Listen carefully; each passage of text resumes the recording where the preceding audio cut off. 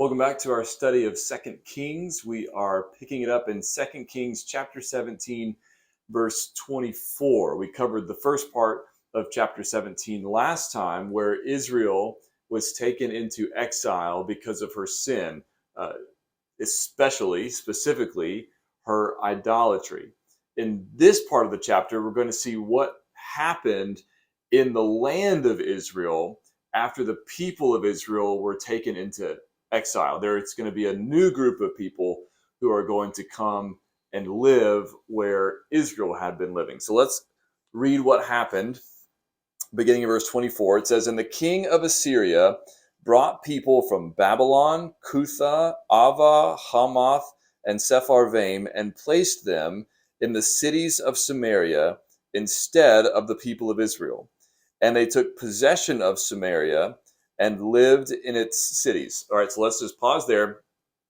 The people of Israel, their capital is Samaria, and the people of Israel are the ones who've been taken into exile by the Assyrians. And so it is the king of Assyria who then brings people from these foreign nations, places like Babylon, brings these people in to live where the Israelites have been living, in the cities of Samaria.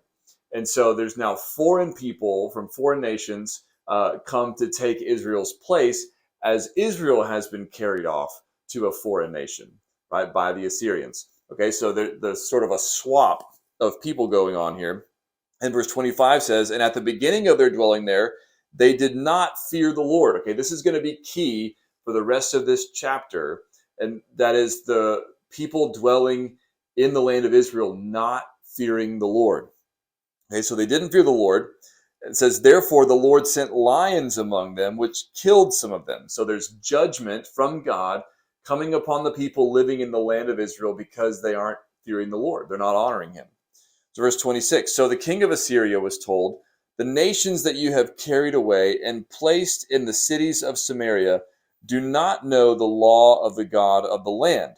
Therefore he has sent lions among them, and behold, they are killing them, because they do not know the law of the God of the land.' Then the king of Assyria commanded, 'Send there one of the priests whom you carried away from there, and let him go and dwell there, and teach them the law of the God of the land.' So one of the priests whom they had carried away from Samaria came and lived in Bethel and taught them how they should fear the Lord." Now, this is something that was evidently common in ancient times, that the people, the different nations, had different gods that they worshipped, and they associated those different gods with those different pieces of land, with those different locations. And so one of the things that set Israel apart was that the God of Israel was not the God who merely dwelt in Israel. He was the God of all creation. He was the God who made the heavens and the earth. He was not like any of the other gods of the different tribes and peoples and nations. He was the God over all, the God who had made all, the God who was worthy of being worshipped by all, the only true God there really was and is. But that's not how most of the people thought at the time.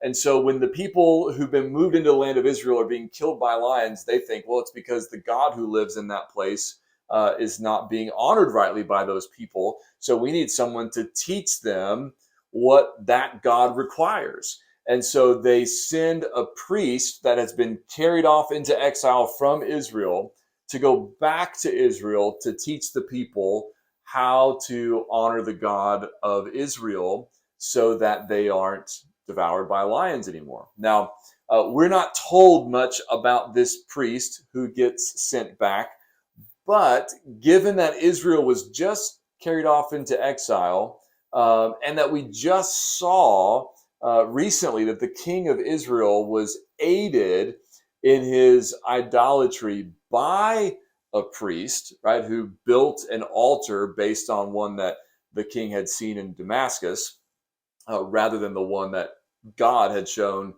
to Moses, or told Moses to build. Not a lot of confidence that this priest is going to be super faithful. Now, he might have been, but based on how things turned out and on how things were going beforehand, probably not. But here's what happened. verse 29. But every nation still made gods of its own and put them in the shrines of the high places that the Samaritans had made, every nation in the cities in which they lived. The men of Babylon made Succoth-Benoth, the men of Cuth made Nergal, the men of Hamath made Ashima, and the Avites made Nibhaz and Tartak. And the Sepharvites burned their children in the fire to Adramelech and Anamelech, the gods of Sepharvaim. They also feared the Lord and appointed from among themselves all sorts of people as priests of the high places, who sacrificed for them in the shrines of the high places. So they feared the Lord, but also served their own gods after the manner of the nations from among whom they had been carried away. So a priest comes to teach them how they are supposed to honor the God of Israel, but what do they keep doing? They keep worshiping their own gods. They worship the gods that they know, right, from their past, from their land, the gods that their people worship. And the fact that the Israelites had all these high places all over the place made it even a little bit easier for them because they had plenty of places that were already designated for worship all over the place. And so they were worshiping their gods just as they had before. Yet it says, like in verse 32, they also feared the Lord. Okay, so how does that work? How are they fearing the Lord and also worshiping their God? So that's going to come into even greater tension as we go. But for now, probably all that means is that they have added the worship of the God of Israel to the worship of their own gods. For pagans, that's not a big deal, right? If you've already got a lot of gods that you worship, you've already got multiple gods, you can add another one. It's not a big deal. But when there's only one God who claims exclusive worship, right, which is what God had revealed about himself to Israel, you need to love me with all your whole heart, soul, mind, and strength, have no other gods besides me, right? Then adding even one more God is a very big deal. But for the pagan peoples who have a plethora of gods, you add one more, no big deal. So it seems like they're just worshiping the God of Israel now in some way, in addition to the gods that they are accustomed to worshiping. Now, verse 34, to this day, they do according to the former manner. Now, to this day refers to the time at which 2 Kings was written. I don't know if you ever thought about this, but when I was a kid and would read something like that in the Bible, I thought that meant, even up to now. But that's not what that means. It just means up to the time this book was written, right, which would have been at least after the Babylonian exile of Judah, which happened in the 500s BC. That's where 2 Kings ends. And perhaps a fair amount later than that. Not too much later, but could have been 50 to 100 years even later than that, something along those lines. So to this day, they do according to the former manner. It says, they do not fear the Lord, and they do not follow the statutes or the rules or the law or the commandment that the Lord commanded the children of Jacob, whom he named Israel. Now, hold on just a second. Right? We were just told in verse 32 that they also feared the Lord, but now in verse 34 it says they do not fear the Lord. Okay, so what is going on here? What seems to be being said? It's obviously not a contradiction. It's only a couple of lines apart, right? He hasn't changed his mind, whoever's writing this, and he hasn't contradicted himself. He hasn't forgotten what he wrote just a couple of verses before. What he seems to be saying is that in some sense, they feared the Lord in the sense that they were trying to worship the God of Israel too, alongside their other gods. But they didn't truly fear the Lord, because to truly fear the Lord would mean to worship him alone. The way one person put it was like, it's almost as though fearing the Lord here can be like in quotes, like they didn't really do it. They feared the Lord. That's a pretty good way to explain what's being said here, I think. They weren't truly fearing God in the biblical sense because they were still worshiping their other gods, right? And that's what he's talking about in verse 34. And he goes on to say that they didn't follow any of God's statutes, his rules, his commandments. Well, how could they, right? They were pagans. Did they even know these things? Well, remember, a priest was sent to teach them these things, to tell them these things. So it goes on to say, what God had commanded them. Middle of verse 35 says, verse 35 says, the Lord made a covenant with them and commanded them, you shall not fear other gods or bow yourselves to them or serve them or sacrifice to them, but you shall fear the Lord, who brought you out of the land of Egypt with great power and with an outstretched arm. You shall bow yourselves to him, and to him you shall sacrifice. And the statutes and the rules and the law and the commandment that he wrote for you, you shall always be careful to do. You shall not fear other gods, and you shall not forget the covenant that I have made with you. You shall not fear other gods, but you shall fear the Lord your God, and he will deliver you out of the hand of all your enemies. Right? So that's what God had told his people Israel, and presumably that's what the priest had said when he had come to teach the people who were now living in Israel, at least something along those lines. Verse 40 says, however, they would not listen, but they did according to their former manner. Right? So I glanced at a commentary about that verse just to kind of see what somebody else said to compare it with what I was thinking it said. And one of the things that they said was that verse 40 could be about Israel. It could be saying this is what God told Israel to do, but they didn't do it. And if that's the case, then what seems to be being said here is that Israel did the same thing these nations are doing. So these nations were brought in and they are, fearing God, but not really. They're worshiping their other gods. And that's what Israel was doing. They were committing idolatry. And so they're acting the same way Israel did. I take verse 40, though, to be referring to the people, the different nations that have been brought into Israel at this point. And I am assuming that they heard these things from the priest who was sent to teach them, and they didn't listen to him, and they kept doing like they had done before, where they came from Babylon and Sepharvaim and all those places. Right? Either way, the people now living in Israel, though they're foreigners, are doing the same thing Israel was doing, more or less, which is a further indictment on Israel. You bring in a bunch of pagans, give them one priest to teach them a little bit, and what do? They end up doing the same kind of thing that Israel did, worshiping other gods, but also, trying to honor the God of Israel a little bit too. Not great. Verse 41, almost done. So these nations feared the Lord and also served their carved images.